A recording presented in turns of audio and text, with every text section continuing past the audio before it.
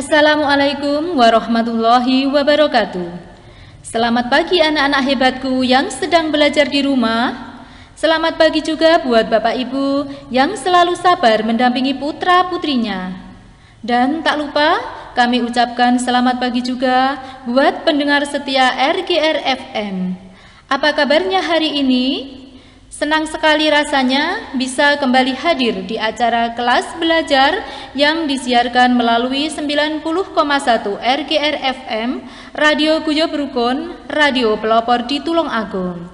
Seperti biasa, setiap hari Sabtu selama 1 jam ke depan dari jam 9 sampai jam 10 nanti, kami akan menemani siswa-siswi yang sedang belajar di rumah. Acara ini terselenggara atas inisiasi PGRI Kabupaten Tulungagung yang bekerja sama dengan Dinas Pendidikan Pemuda dan Olahraga Kabupaten Tulungagung dan Diskominfo Kabupaten Tulungagung. Anak-anak hebatku di rumah, sudah siapkah kalian mengikuti pembelajaran hari ini? Iya, bagi kalian yang belum siap, ayo segera dipersiapkan dulu buku dan alat-alat tulis lainnya. Dan ingat, tetap semangat dan selalu patuhi protokol kesehatan dimanapun kita berada. Pada hari ini, Sabtu, tanggal 6 Maret 2021, bersama saya Ibu Tati Rini, kita akan mempelajari tematik kelas 6, tema 8 Bumiku, subtema 2 Bumiku dan musimnya. Sebelum kita mulai pembelajaran, marilah kita berdoa, memohon kepada Tuhan Yang Maha Esa agar selalu diberikan kesehatan dan kelancaran dalam belajar. Dan selanjutnya, semoga ilmu yang kita dapat hari ini bisa bermanfaat untuk semuanya. Berdoa disilahkan. Selesai. Anak-anakku yang hebat, sekarang kita mulai pembelajaran 1. Pada subtema yang lalu, kita mempelajari tentang musim. Kalau kalian dengar kata musim, apa yang muncul di pikiran kalian? Iya, musim panas, musim dingin, musim semi, dan musim gugur. Bagaimana dengan Indonesia? Indonesia memiliki berapa musim? Iya, ada 2 musim, yaitu musim penghujan dan musim kemarau. Anak-anak, coba kalian perhatikan keadaan sekarang ini. Kalian tahu musim apa? Iya, sekarang ini musim penghujan, karena hampir setiap hari turun hujan. Saat musim hujan, sinar matahari sering tidak kelihatan karena tertutup awan. Ketika kita menonton televisi, kadang kita melihat siaran berita mengenai beberapa daerah yang terkena bencana banjir. Banjir merupakan peristiwa alam yang sering terjadi ketika musim hujan.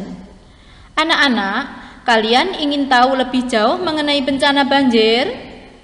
Iya. Sekarang mari kita baca bacaan yang berjudul Banjir Bukan Sekedar Bencana Alam, halaman 55. Setelah kalian baca, sekarang kalian tuliskan gagasan utama dari masing-masing paragraf. Sebelumnya Ibu mau bertanya, apakah yang dimaksud gagasan utama? Ayo, siapa yang ingat? Iya, gagasan utama adalah ide dasar atau inti pembahasan yang tertulis dalam sebuah paragraf. Gagasan utama disebut juga dengan gagasan pokok, pikiran utama, ide pokok, ataupun ide utama. Gagasan utama menjadi dasar pengembangan sebuah paragraf. Paragraf yang baik hanya mengandung 1 gagasan utama. Anak-anak, mari kita pahami pula ciri-ciri gagasan utama. Yang pertama adalah terdiri atas 1 kalimat utuh. Yang kedua, dibentuk tanpa kata sambung. Ketiga, memiliki struktur kalimat yang jelas. Dan yang keempat, tersusun atas topik permasalahan utama yang dapat dijelaskan lebih dalam. Nah, sekarang cara menemukan gagasan utama atau ide pokok. Yang pertama adalah kita harus mengidentifikasi kalimat utama. Selanjutnya, membaca dengan seksama, kemudian menyimpulkan sebuah paragraf. Sekarang kalian perhatikan contoh paragraf berikut. Memasuki musim hujan, terjadi peningkatan curah hujan di beberapa wilayah Indonesia. Tidak dapat dipungkiri, banjir pun melanda di berbagai tempat. Berbagai faktor penyebab banjir berulang dari tahun ke tahun. Rendahnya kesadaran masyarakat untuk menjaga lingkungan, penebangan liar, pembangunan pemukiman tanpa mengindahkan topografi wilayah merupakan penyebab bencana tersebut. Pendangkalan dan penyempitan badan sungai membuat sungai meluap. Hal ini dapat disebabkan oleh faktor alam. Namun, ada pula ulah manusia yang mempercepat terjadinya hal ini. Menjamurnya rumah di bantaran sungai misalnya. Permasalahan ini sering terjadi di kota yang berpenduduk padat. Dari paragraf tersebut, kalian perhatikan gagasan utama dan gagasan pendukung yang telah ditemukan. Gagasan utama paragraf tersebut adalah berbagai faktor penyebab banjir berulang dari tahun ke tahun. Sedangkan gagasan pendukung, 1. Rendahnya kesadaran masyarakat untuk menjaga lingkungan. 2. Pendangkalan dan penyempitan badan sungai. 3. Menjamurnya rumah di bantaran sungai. Anak-anak, sekarang kita lanjutkan mencari kata kunci dan informasi penting dari sebuah artikel. Coba kalian perhatikan buku kalian halaman 58. Di situ ada sebuah artikel. Coba kalian baca dengan teliti. Kalau sudah kalian baca, kalian tuliskan informasi penting dari artikel tersebut. Siapa yang sudah menemukan? Iya, jadi informasi penting yang ditemukan dalam artikel tersebut adalah 1. Banjir menyebabkan lumpuhnya kegiatan belajar mengajar di Kecamatan Mojo Anyar. Yang kedua, SMP Negeri 2 Mojo Anyar di Desa Kepuh Anyar banjir setinggi 80 cm. Selain itu, banjir juga terjadi di SD Negeri Gebang Malang 1, SD Negeri Gebang Malang 2, dan SMK Negeri 1 Mojo Anyar. Yang ketiga, banjir di Mojokerto disebabkan hujan deras selama 2 hari berturut-turut hingga Minggu malam. Anak-anak, pernahkah kalian bertanya, mengapa di negara kita hanya ada musim hujan dan musim kemarau? Mengapa tidak seperti negara-negara di belahan bumi utara atau selatan yang memiliki 4 musim? Setelah kalian baca, kalian temukan gagasan utama dari masing-masing paragraf. Siapa yang sudah menemukan gagasan utamanya? Iya, coba sekarang kalian perhatikan paragraf 1. Paragraf 1 dimulai dari kalimat, mungkin kamu pernah bertanya-tanya di dalam hati, mengapa di Indonesia hanya ada 2 musim, yaitu musim hujan dan musim kemarau. Dan diakhiri dengan kalimat, di sisi belahan bumi selatan pada waktu bersamaan terjadi musim panas. Dari paragraf tersebut, gagasan utamanya adalah ada perbedaan musim antara negara tropis dan negara subtropis. Kita lanjutkan paragraf yang kedua.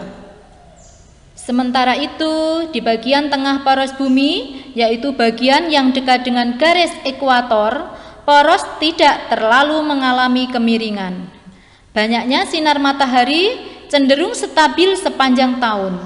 Pada bagian bumi ini, arah dan kecepatan anginlah yang berperan mempengaruhi musim.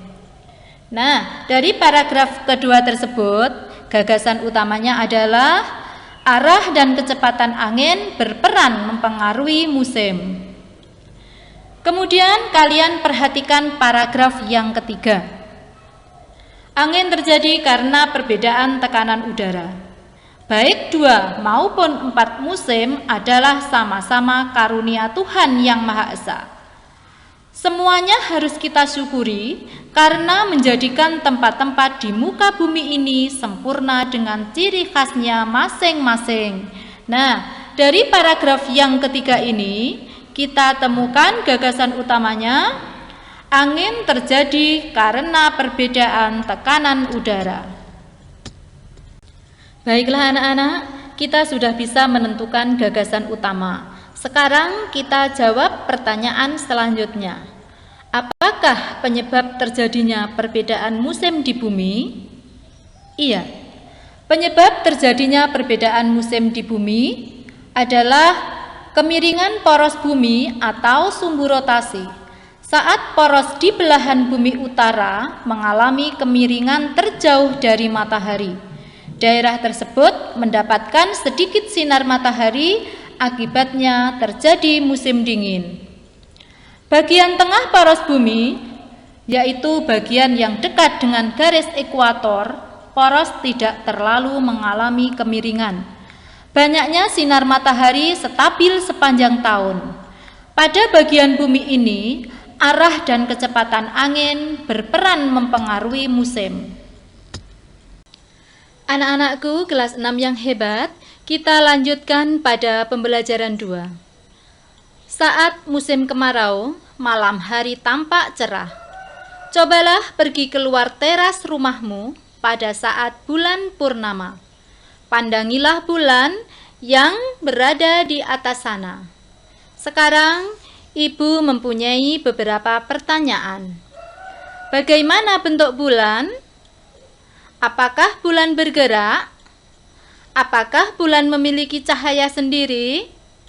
Apakah bulan berputar?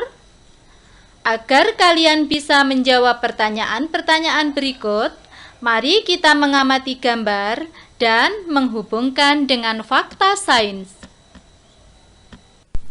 Nah, anak-anak, sekarang kalian amati gambar berikut.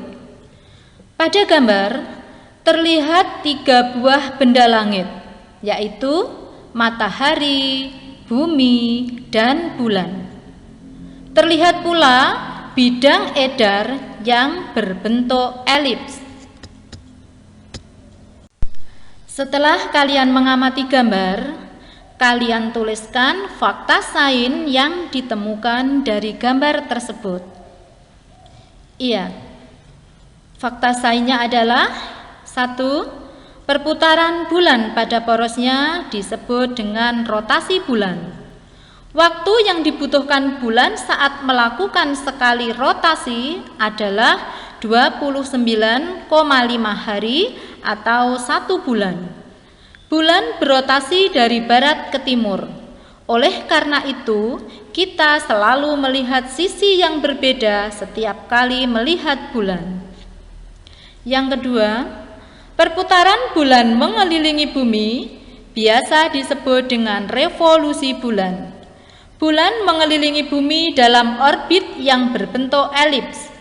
Bulan selalu bersama bumi, sehingga bulan disebut sebagai satelit bumi. Bulan bersama bumi mengelilingi matahari.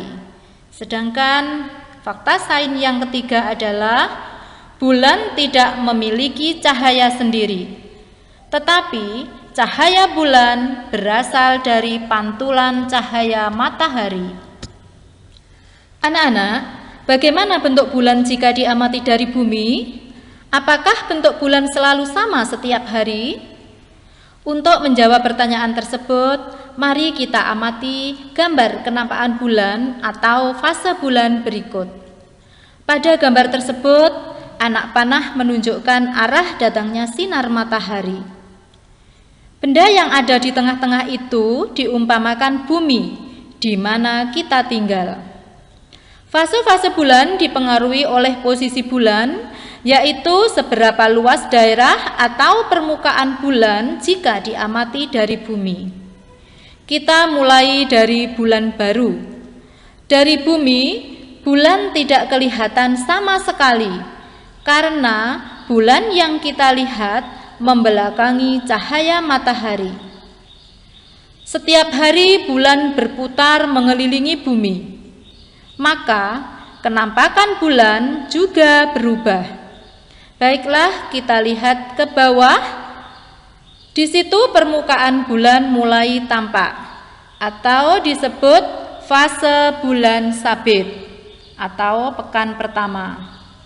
Selanjutnya kita lihat lagi fase bulan separuh.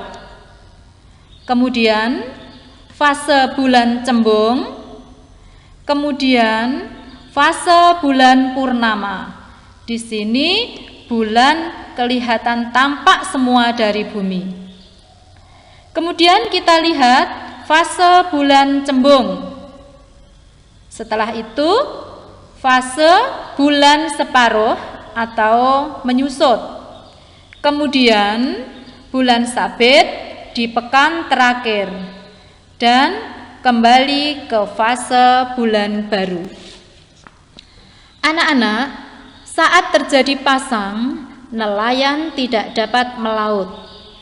Nelayan harus menunggu hingga air laut surut. Tahukah anak-anak bahwa rotasi bulan dapat memengaruhi pasang surut air laut?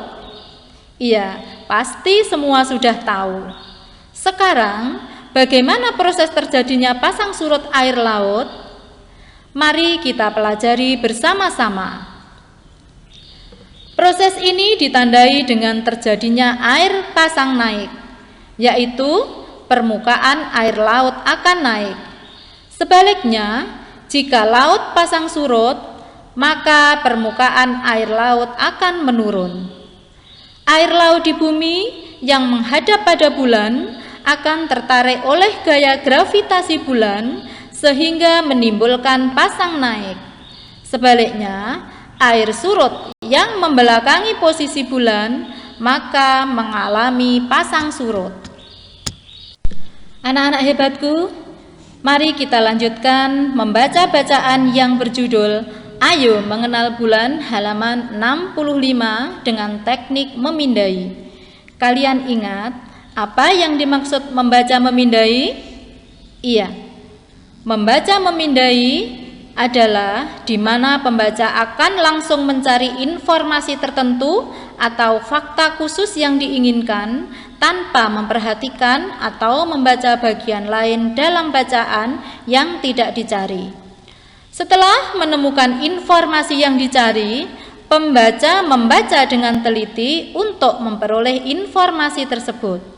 Nah, sekarang kalian mulai membaca dan setelah itu kalian tuliskan gagasan utama dari masing-masing paragraf. Iya, baik sekali.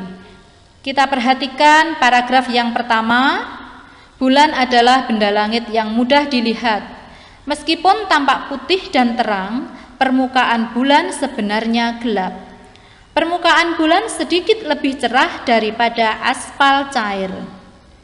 Kita temukan gagasan utamanya. Bulan adalah benda langit yang mudah dilihat. Selanjutnya, paragraf yang kedua. Sejak zaman kuno, posisi bulan yang menonjol di langit dan fasenya yang teratur telah memengaruhi banyak budaya, termasuk bahasa, penanggalan, seni, dan mitologi. Nah, anak-anak, gagasan utama yang kita temukan adalah posisi bulan menonjol di langit. Kemudian kita perhatikan paragraf yang ketiga. Pengaruh gravitasi bulan menyebabkan terjadinya pasang surut di lautan. Jarak orbit bulan dari bumi sekitar 30 kali dari diameter bumi. Jarak ini menyebabkan ukuran bulan di langit tampak sama besar dengan matahari. Ukuran yang tampak sama tersebut memungkinkan bulan menutupi matahari dan mengakibatkan terjadinya gerhana matahari total. Sekarang kita tulis gagasan utamanya. Iya, gagasan utama dari paragraf ketiga adalah pengaruh gravitasi bulan menyebabkan terjadinya pasang surut di lautan. Kelas 6ku yang hebat, dalam sehari-hari tentunya banyak sekali kegiatan yang kalian lakukan, baik yang kalian lakukan sendiri atau individu maupun yang kalian lakukan bersama kelompokmu. Melakukan sebuah kegiatan secara individu dan kelompok tentu saja berbeda tantangannya. Ketika kalian melakukan sendiri, kalian harus melakukan semuanya sendiri.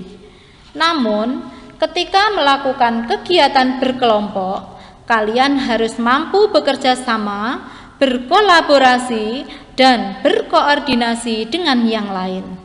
Dalam kesenian pun ada kegiatan yang dilakukan secara individu dan ada juga yang dilakukan secara berkelompok.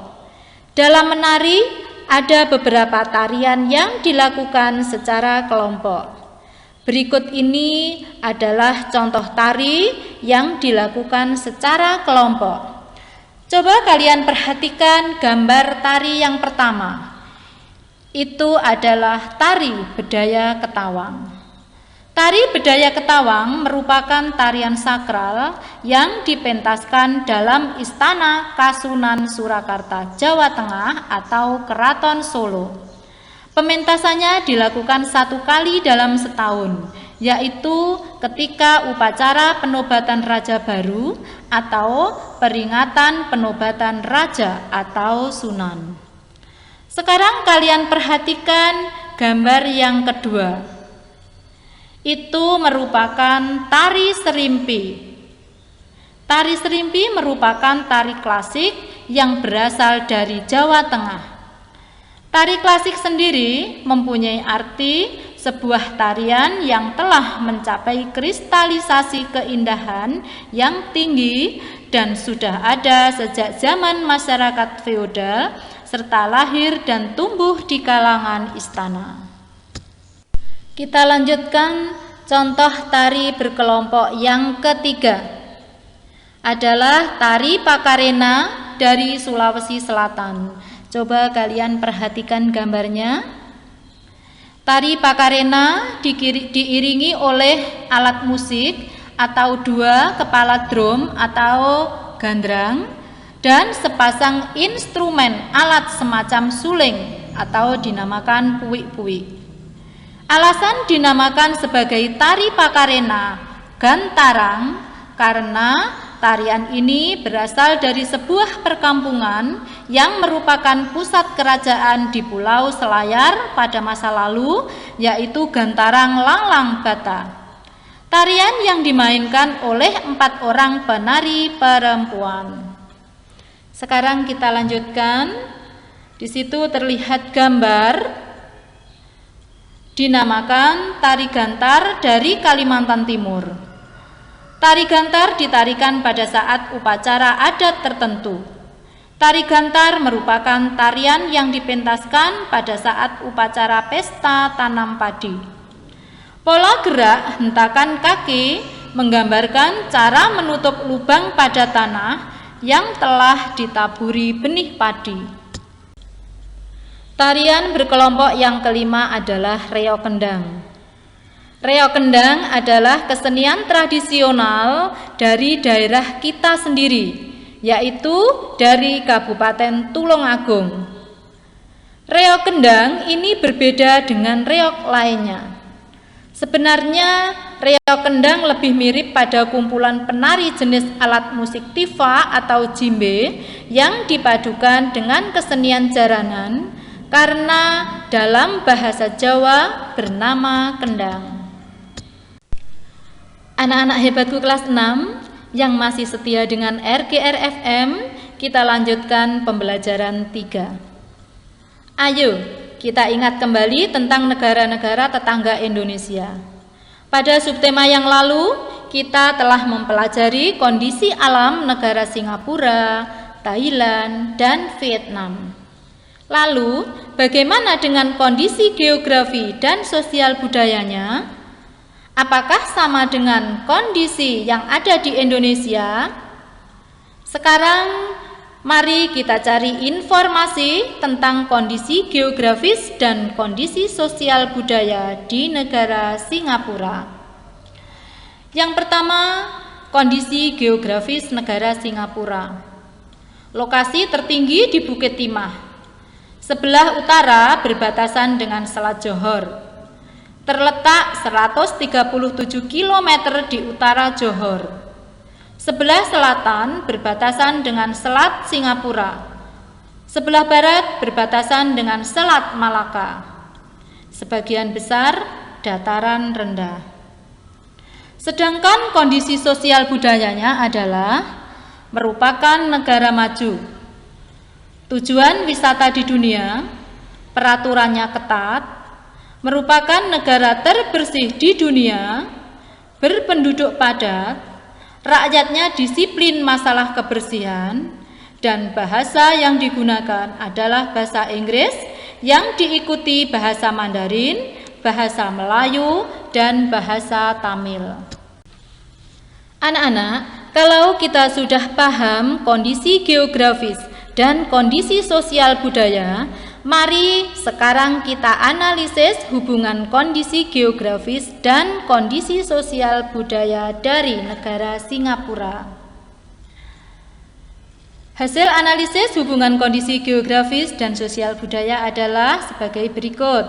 Yang pertama, letak Singapura yang strategis pada jalur persilangan pelayaran internasional membuat banyak pendatang. Yang kedua, Singapura memiliki berbagai etnis seperti Tionghoa, Melayu, India, dan lainnya, membuat tata kehidupan negara Singapura merupakan perpaduan antara budaya timur dan budaya barat. Anak-anakku yang hebat, setiap negara memiliki keunikan sosial budaya. Begitu juga dengan kondisi lingkungan alamnya. Meskipun memiliki lingkungan alam yang berbeda-beda, setiap negara pasti memiliki kepedulian yang sama terhadap kelestarian lingkungan hidupnya. Sekarang kita perhatikan infografis manfaat konservasi alam yang disajikan berikut. Sebelumnya, Ibu mau tanya, siapa yang tahu apakah yang dimaksud infografis? Iya, pinter sekali. Infografis adalah penyampaian informasi yang kompleks kepada pembaca agar dapat dipahami dengan lebih mudah dan cepat. Untuk itu, mari kita perhatikan kembali infografis berikut. Setelah kalian pahami, sekarang buatlah peta pikiran dari infografis tersebut. Anak-anak, kita sudah menemukan peta pikiran manfaat konservasi alam. Jadi, manfaat konservasi alam adalah yang pertama, melindungi kekayaan dan menjaga ekosistem alam. Yang kedua, melindungi spesies flora dan fauna. Yang ketiga, menjaga kualitas lingkungan. Yang keempat, mencegah kerusakan dan pencemaran lingkungan yang mengakibatkan bencana. Yang kelima, menghadirkan kehidupan yang lebih baik di masa depan. Yang keenam, untuk menyelaraskan kehidupan manusia dan lingkungan. Sedangkan yang terakhir adalah pemanfaatan lingkungan yang baik dan bijaksana. Anak-anakku yang selalu Ibu banggakan, menjaga kelestarian lingkungan merupakan tanggung jawab bersama. Setiap warga negara bertanggung jawab melakukan upaya-upaya untuk melestarikan lingkungan hidup. Apakah anak-anak tahu makna dari tanggung jawab? Iya, jadi tanggung jawab adalah kesadaran manusia akan tingkah laku atau perbuatan, baik yang disengaja maupun yang tidak disengaja. Tanggung jawab juga berarti berbuat sebagai perwujudan kesadaran akan kewajibannya. Anak-anak, setiap manusia memiliki tanggung jawab masing-masing sesuai dengan posisi dan kedudukan yang dimilikinya. Misalnya, dalam sebuah keluarga, setiap anggota keluarga memiliki tanggung jawab yang berbeda sesuai dengan posisinya. Sekarang kalian identifikasi tanggung jawab yang ada di dalam keluarga. Sudah ada yang menemukan? Iya, bagus sekali. Jadi, tanggung jawab di keluarga kita mulai dari tanggung jawab ayah. Yang pertama, menjadi pemimpin yang baik dan tegas dalam keluarga. Yang kedua, mencukupi kebutuhan keluarganya.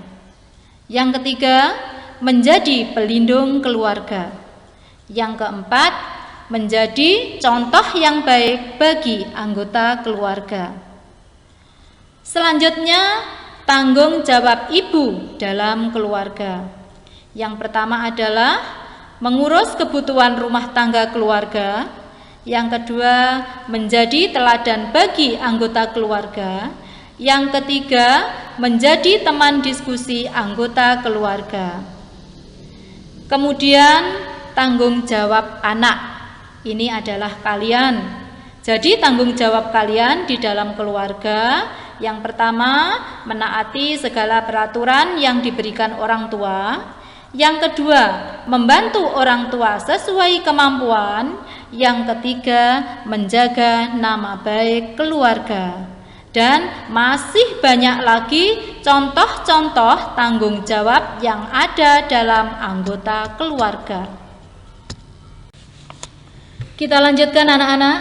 Upaya menjaga dan melestarikan lingkungan merupakan tanggung jawab warga masyarakat yang tinggal di lingkungan tersebut. Upaya ini dapat dimulai dari hal sederhana, yaitu membuang sampah pada tempatnya. Berikut disajikan infografis tentang sampah di Jakarta. Kalian cermati infografis tersebut, kemudian analisislah informasi yang kamu dapatkan dari infografis tersebut. Bagaimana anak-anak? Sudah menemukan? Iya, pintar sekali. Jadi, analisis informasi dari tanggung jawab masyarakat dalam menjaga lingkungan dari sampah adalah yang pertama, membuang sampah pada tempatnya. Yang kedua, menjaga kebersihan saluran air. Yang ketiga, ikut serta dalam kegiatan kebersihan lingkungan. Yang keempat, mendaur ulang sampah. Dan masih banyak sekali contoh tanggung jawab masyarakat dalam menjaga lingkungan dari anak-anakku kelas 6 yang masih setia di acara ini.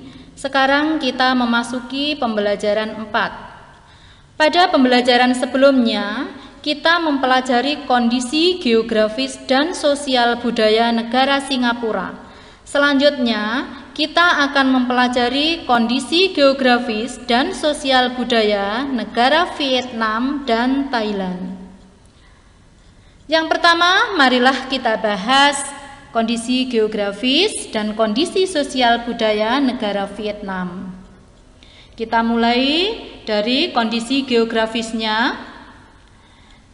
Daerah Vietnam terdiri atas bukit-bukit dan gunung-gunung berhutan lebat serta sedikit dataran rendah. Kemudian bagian utara berupa pegunungan, bagian selatan berupa dataran rendah yang subur. Kemudian sungai utamanya adalah Sungai Mekong dan Sungai Sangka. Kita lanjutkan kondisi sosial budaya negara Vietnam. Orang Vietnam merupakan kelompok terbesar di Vietnam. Mereka disebut Viet atau Kins. Mereka tinggal di tepi pantai. Etnis Hoa atau Tionghoa tinggal di dataran rendah. Pakaian tradisional wanita Vietnam disebut Áo Dày. Anak-anak, kita lanjutkan menganalisis hubungan kondisi geografis dan sosial budaya negara Vietnam. Karena wilayah Vietnam dilewati sungai yang besar, sehingga tanahnya menjadi sangat subur, terutama di dataran rendah, Sungai Sangka atau Sungai Merah. Hal tersebut menyebabkan sebagian besar penduduk Vietnam bermata pencaharian sebagai petani. Kita lanjutkan anak-anak, kondisi geografis dan sosial budaya negara Thailand. Kondisi geografisnya adalah Thailand memiliki 4 wilayah, yakni dataran rendah, pegunungan, pegunungan kapur, dan tanah genting kera. Bagian utara dan barat merupakan pegunungan. Pohon jati banyak tumbuh di wilayah utara. Negara Thailand beriklim tropis. Sekarang kondisi sosial budayanya adalah Thailand dikenal sebagai negara gajah putih. Penduduknya etnis Thai dan Lao. Sebagian besar penduduk Thailand beragama Buddha Theravada. Olahraga tradisional Thailand disebut Muay Thai. Thailand merupakan daerah tujuan wisata. Kita lanjutkan analisis hubungan kondisi geografis dan sosial budaya. Kira-kira siapa yang sudah menemukan? Iya, pintar sekali. Analisis hubungan kondisi geografis dan sosial budaya negara Thailand. Yang pertama adalah negara Thailand beriklim tropis yang hangat dan basah. Dataran rendah di bagian tengah merupakan wilayah paling subur yang dialiri sungai Chao Phraya. Kegiatan ekonomi penduduk yang utama adalah sektor pertanian karena tanahnya yang subur. Yang kedua, daerah pantai di Pattaya merupakan salah satu tempat objek wisata terkenal dari Thailand. Banyak wisatawan mancanegara yang berkunjung. Mereka ingin mengunjungi objek wisata pantainya. Anak-anak hebatku kelas 6, mari kita lanjutkan membuat ringkasan bacaan dari halaman 78 yang berjudul Pembangunan Sektor Pertanian di Asia Tenggara. Sebelum kalian meringkas bacaan, langkah-langkah yang harus kalian lakukan adalah yang pertama, mengidentifikasi informasi penting dari bacaan. Kemudian, tulis gagasan utama dengan melingkari 3 kata kunci dalam gagasan utama dan menuliskan kata-kata tersebut di kolom yang tersedia. Kemudian, tuliskan 3 gagasan pendukung.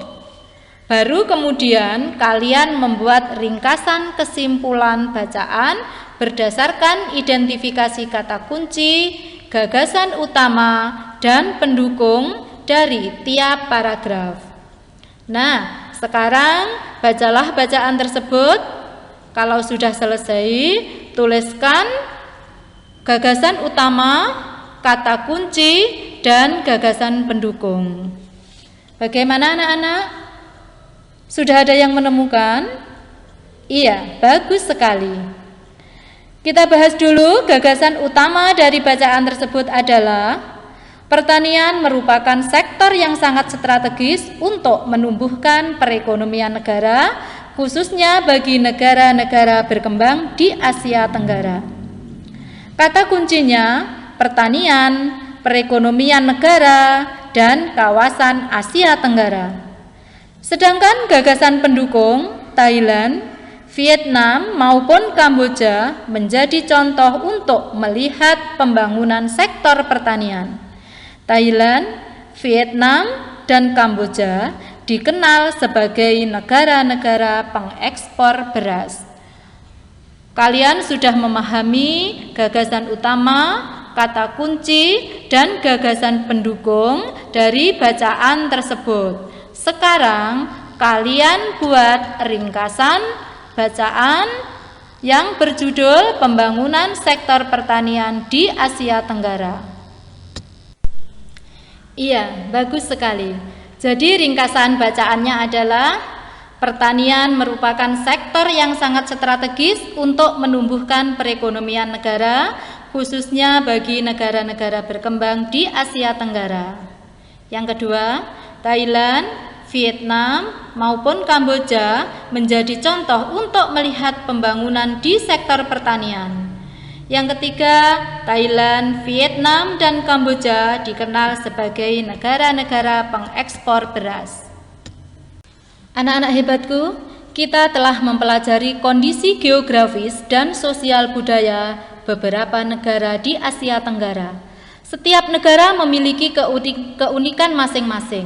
Namun ada satu persamaan yang dimiliki oleh negara-negara tersebut, yaitu kebutuhan rakyatnya untuk mendapatkan kehidupan yang layak. Undang-Undang Dasar Negara Republik Indonesia tahun 1945 pasal 27 ayat 2 menyatakan bahwa setiap warga negara Indonesia berhak untuk mendapatkan penghidupan yang layak. Artinya, setiap warga negara berhak untuk hidup secara layak di Indonesia dan mengusahakan suatu usaha untuk mencapai tujuan tersebut. Anak-anak, sekarang temukan pesan apa yang ada pada bunyi pasal 27 ayat 2 tersebut? Iya, pesan yang terdapat dari bunyi pasal tersebut adalah bahwa negara Indonesia berhak untuk mendapatkan penghidupan yang layak. Apakah menurut kalian dalam pasal tersebut juga disinggung tentang tanggung jawab warga negara dalam mengusahakan kehidupan yang layak? Iya. Kalimat manakah yang menyatakan hal tersebut? Bagus sekali. Terdapat dalam kalimat, setiap warga negara berhak mengusahakan suatu usaha untuk mencapai tujuan tersebut. Sekarang amatilah lingkungan sekitar kalian. Kemudian, identifikasi kegiatan-kegiatan yang dilakukan oleh warga negara sebagai perwujudan tanggung jawabnya untuk mendapatkan kehidupan yang layak. Kemudian, apa yang akan terjadi apabila warga negara tersebut tidak melakukan tanggung jawabnya? Iya, pintar sekali. Jadi, kegiatan-kegiatan yang dilakukan oleh warga negara sebagai perwujudan tanggung jawabnya untuk mendapatkan kehidupan yang layak adalah: yang pertama, bekerja dengan sungguh-sungguh. Yang kedua, mendapat upah yang baik. Yang ketiga, bekerja, berdagang, atau membuka usaha sendiri. Yang keempat, mendahulukan warga terdekat ketika mencari karyawan. Dan yang kelima adalah perusahaan memperkerjakan warga sekitar. Apabila warga negara tersebut tidak melakukan tanggung jawabnya, maka tidak akan mendapat kehidupan yang layak. Anak-anak kelas 6 yang hebat, kita lanjutkan pembelajaran 5. Perputaran bumi mengelilingi matahari dan perputaran bulan mengelilingi bumi menyebabkan gerhana bulan dan gerhana matahari. Bagaimana posisi bumi, bulan, dan matahari jika terjadi gerhana bulan? Agar kalian memahaminya, mari kita pelajari bersama-sama tentang gerhana bulan. Coba sekarang kalian amati gambar gerhana bulan berikut ini. Perhatikan benda langit yang ada pada gambar tersebut. Apa saja anak-anak? Iya, ada matahari, ada bumi, dan ada bulan. Di situ juga tampak orbit bulan, bayangan umbra, dan bayangan penumbra bumi. Nah, dari gambar tersebut, apakah yang kalian temukan tentang gerhana bulan? Iya, gerhana bulan terjadi ketika kedudukan bulan, bumi, dan matahari membentuk garis lurus. Kedudukan bumi berada di antara bulan dan matahari. Gerhana bulan hanya mungkin terjadi pada malam hari ketika bulan purnama. Pada waktu gerhana bulan, Cahaya matahari yang seharusnya diterima bulan terhalang oleh bumi. Bulan berada dalam bayang-bayang bumi. Bayang-bayang bumi ada dua macam, yaitu umbra dan penumbra. Apakah kalian ada yang tahu? Apakah yang dimaksud bayangan umbra dan penumbra? Iya, pintar sekali. Bayangan umbra adalah merupakan bayangan inti di mana suatu area ditutupi oleh bayangan benda sepenuhnya. Sedangkan penumbra merupakan bayangan sebagian di mana suatu area ditutupi oleh bayangan sebagian benda. Anak-anak, kita tahu ada dua macam gerhana bulan, yaitu gerhana bulan total dan gerhana bulan sebagian. Coba, siapa yang bisa menjelaskan gerhana bulan total dan gerhana bulan sebagian? Iya, gerhana bulan total terjadi ketika posisi bulan berada pada umbra bumi, sehingga bulan tertutup penuh oleh bayangan bumi. Adapun gerhana bulan sebagian terjadi ketika hanya setengah bagian bulan yang masuk ke dalam umbra bumi. Bulan bergerak dan masuk ke daerah penumbra bumi. Anak-anak, kita telah mempelajari bahwa bulan melakukan dua jenis gerakan, yaitu gerakan rotasi dan revolusi. Mari sekarang kita cari informasi yang lebih rinci tentang gerakan bulan. Yang pertama adalah rotasi bulan. Sama halnya dengan bumi dan planet lainnya, bulan juga berputar pada porosnya atau berotasi. Waktu yang diperlukan bulan untuk melakukan satu kali rotasi sama dengan waktu yang diperlukan bulan untuk berevolusi mengelilingi bumi. Dapat dikatakan bahwa periode rotasi bulan sama dengan periode revolusinya. Hal itu menyebabkan permukaan bulan yang menghadap bumi akan selalu terlihat sama. Kita lanjutkan yang kedua, anak-anak. Revolusi bulan mengelilingi bumi. Selain berputar pada porosnya, bulan juga bergerak mengelilingi bumi yang disebut revolusi bulan. Akibat revolusi, bulan akan tampak berubah-ubah jika dilihat dari bumi. Perubahan ini disebut fase bulan. Fase bulan dipengaruhi oleh posisi bulan terhadap bumi dan matahari. Sekarang gerakan yang ketiga adalah revolusi bulan mengelilingi matahari. Selain berputar pada porosnya dan bergerak mengelilingi bumi, bulan juga bergerak mengelilingi matahari. Karena bulan merupakan satelit alami bumi yang selalu bergerak mengelilingi bumi, ketika bumi bergerak mengelilingi matahari, bulan pun melakukan hal yang sama. Waktu yang diperlukan bulan mengelilingi matahari sama dengan waktu yang diperlukan bumi mengelilingi matahari. Jadi dapat disimpulkan bahwa dalam 1 tahun, bulan hanya 1 kali bergerak mengelilingi matahari dan 12 kali bergerak mengelilingi bumi. Hal inilah yang menyebabkan ada 12 bulan selama 1 tahun di dalam kalender. Anak-anak, kita bisa merasakan gerakan bulan.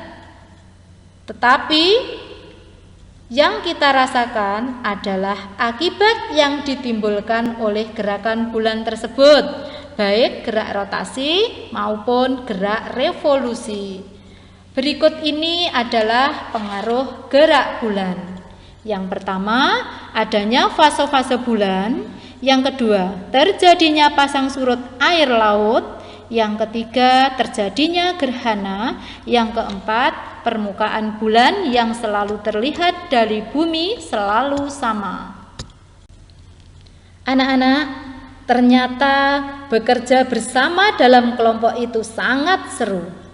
Kalian dapat saling mengisi dan saling melengkapi.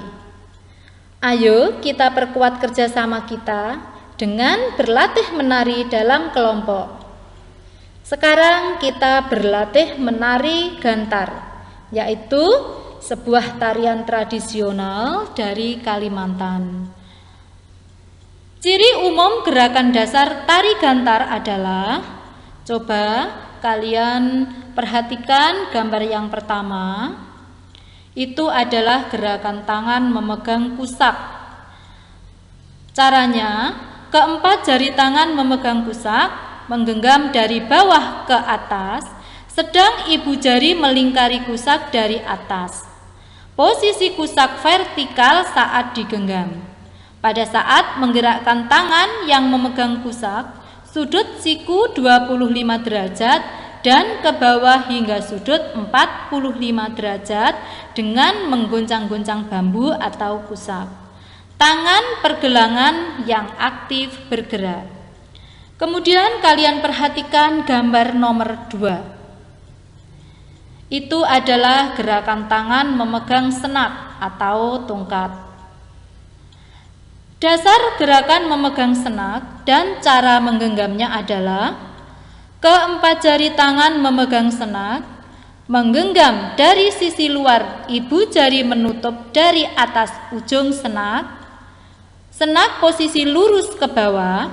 Pada saat diangkat, ujung bawah senak kurang lebih 1 jengkal dari lantai dan ditaruh kembali hingga ujung bawah senak bertumpu di dasar lantai di depan ujung jari kaki kiri. Kita lanjutkan, kalian perhatikan gambar yang ketiga, gerakan kaki dan gerakan berjalan. Posisi awal, kedua kaki sejajar. Sebelum kaki dilangkahkan, ujung jari kaki menumpu atau menyentuh lantai, kemudian dilangkahkan. Gerakan kaki ini dilakukan bergantian dengan kaki melangkah kanan, kiri, dalam hitungan 1 sampai 4 atau sesuai yang dikehendaki pelatih tari. Tumit kaki menumpu lantai, sebaliknya jari-jari kaki ke atas dengan arah hadap kaki agak ke kanan 25 derajat dan lurus ke depan. Lalu tumit kaki diangkat, ujung jari kaki menumpu lantai, kemudian kaki ditarik ke belakang agak ke samping melampaui kaki kiri. Ujung jari kaki menyentuh lantai, berat badan pada kaki yang satunya. Kemudian kalian perhatikan gambar yang terakhir mengenai gerakan posisi badan. Pada dasarnya, gerakan dan posisi badan pada saat melakukan gerak tari gantar dalam posisi biasa. Begitu juga pada gerak tari lainnya dari pedalaman Kalimantan Timur. Kalaupun ada tekanan pada posisi badan, tekanan itu tidak terlalu ditonjolkan. Seperti pada waktu badan merendah, pantat tidak ditonjolkan ke belakang. Seperti pada ciri khas tari Bali, dan tidak membusungkan dada ke depan dan belakang hingga badan merendah untuk mengimbangi. Nah anak-anak, itu adalah contoh dari gerakan tari gantar. Sekarang kalian bisa mempraktekkan tari gantar dengan baik. Anak-anak, masih tetap semangat? Iya, bagus sekali. Sekarang kita memasuki pembelajaran 6. Kalian masih ingat tentang teknik membaca memindai? Iya. Teknik membaca memindai adalah mengidentifikasi informasi-informasi penting dari bacaan. Coba sekarang kalian perhatikan gambar berikut. Kalau sudah, sekarang kalian baca bacaan yang berjudul dampak negatif dari kebiasaan membuang sampah sembarangan. Setelah selesai membaca, informasi penting apa yang kalian dapat? Iya, bagus sekali. Jadi informasi yang kita dapatkan dari bacaan mengenai dampak negatif dari kebiasaan membuang sampah sembarangan. Yang pertama, menimbulkan bau busuk atau pencemaran udara. Misalnya di tempat umum seperti taman, jalan, dan tempat rekreasi lainnya, jika ada sampah yang berserakan, jelas berpengaruh ketika orang sedang beristirahat sambil menikmati alam. Yang kedua, dapat menyebabkan banjir. Sampah yang setiap harinya kita buang di sungai dan selokan, walaupun hanya sedikit, tetapi lama-kelamaan akan menumpuk dan mengakibatkan penumpukan sehingga menghambat aliran sungai dan mengakibatkan air sungai meluap dan terjadi banjir. Yang ketiga, anak-anak, menimbulkan penyakit. Sampah yang menumpuk tanpa ada tindakan selanjutnya akan mengalami pembusukan dan menjadi sarang nyamuk untuk bertelur. Macam-macam penyakit yang ditimbulkan yaitu demam berdarah, gangguan pernafasan, gatal-gatal, dan lain-lain. Dampak negatif yang keempat adalah mencemari air, baik itu air sungai maupun air laut. Sampah yang dibuang di sungai selain mengakibatkan banjir, juga mengakibatkan pencemaran air, baik dari warna, bau, dan rasa air tersebut. Jika dibuang ke laut, akan mencemari laut, mengganggu ekosistem laut, dan mengganggu pelayaran. Anak-anak hebatku, untuk mendapatkan lingkungan tempat tinggal yang nyaman, sehat, bersih, dan bebas dari sampah, tentu saja memerlukan peran serta masyarakat yang tinggal di lingkungan tersebut. Jika kalian mendapat tugas bermain peran dan memerankan tokoh masyarakat, hal yang kalian lakukan adalah memberi penyuluhan kepada masyarakat dan menghimbau masyarakat untuk melaksanakan tanggung jawabnya dalam menjaga lingkungan. Sekarang, apa yang dilakukan ketika kalian memberi penyuluhan kepada masyarakat dan menghimbau masyarakat supaya melaksanakan tanggung jawabnya dalam menjaga lingkungan? Iya, kalian harus membuat persiapan penyuluhan. Apa saja yang harus dipersiapkan?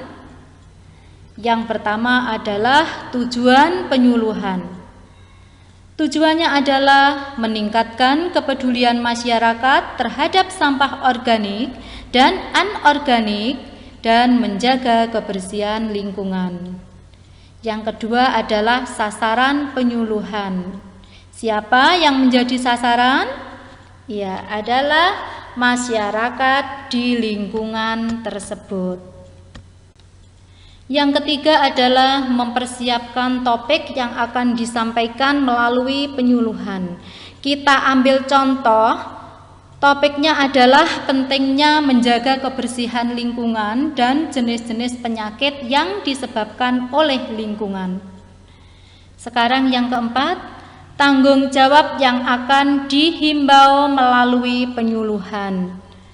Contohnya, kepedulian masyarakat terhadap kebersihan lingkungan dan dapat menjaga kebersihan lingkungan tersebut.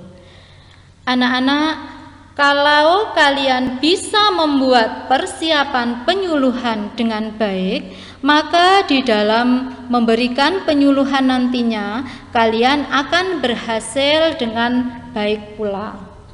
Anak-anak hebatku, lingkungan hidup yang nyaman, bersih, dan sehat adalah dambaan kita semua. Oleh karena itu, kita harus melaksanakan tugas kita dengan baik dan penuh rasa tanggung jawab. Anak-anakku, demikian kelas belajar kita hari ini. Terima kasih atas perhatian semuanya. Sebelum saya undur diri, kembali saya ingatkan, kalian harus belajar yang rajin, jangan pernah ada kata bosan meskipun sudah lama belajar dari rumah. Tetap jaga diri dan kesehatan, semoga kita semua selalu dalam lindungan Tuhan Yang Maha Esa. Sampai jumpa pada hari Sabtu minggu depan. Wassalamualaikum warahmatullahi wabarakatuh.